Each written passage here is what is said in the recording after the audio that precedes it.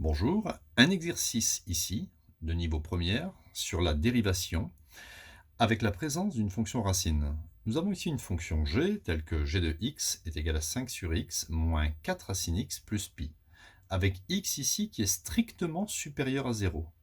Oui, parce que ici, pour avoir racine x, il faut que x soit positif ou nul.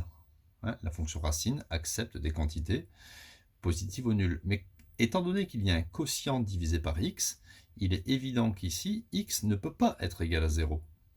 On ne peut pas diviser par 0. Donc, si je réunis les deux informations, x doit être positif ou nul, et en même temps, x doit être différent de 0. Donc, x doit être strictement supérieur à 0. Voilà, ça c'était pour la petite explication du domaine. Et il faut calculer l'expression de la fonction dérivée. Alors, on y va. G' de x est égal. Alors, la dérivée de 5 sur x, regardez bien, en fait on a 5 fois 1 sur x. 5 sur x, c'est comme 5 fois 1 sur x. Je sais que quand je dois dériver ça, je laisse le 5 et je multiplie par la dérivée de 1 sur x. Alors il faut connaître par cœur que la dérivée de 1 sur x, c'est moins 1 sur x carré. Vous avez dû le voir dans votre cours. Moins 4 multiplié, la dérivée de racine x, c'est 1 sur 2 racine x. Et pi, pi vaut 3/14 à peu près, c'est une quantité qui est constante, donc on met 0, on ne le dérive pas.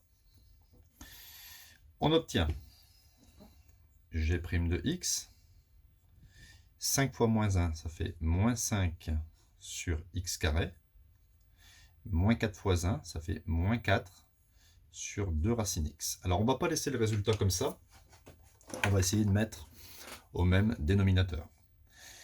Donc, x carré, on va le multiplier par 2 racine x, multiplié par 2 racine x, et 2 racine x, on va le multiplier par x carré. Ici, multiplié par x carré au numérateur et au dénominateur. J'obtiens donc g' de x est égal. Moins 5 fois 2, ça fait moins 10 racine x, et moins 4x carré tout collé. Moins 4x carré. Le tout divisé par le même dénominateur, c'est-à-dire 2x carré racine. Je préfère écrire 2x carré racine plutôt que 2 racine x carré.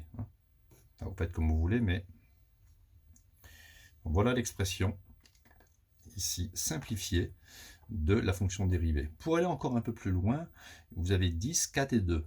On pourrait diviser le numérateur par 2 et le dénominateur par 2. Mais là, ça peut suffire.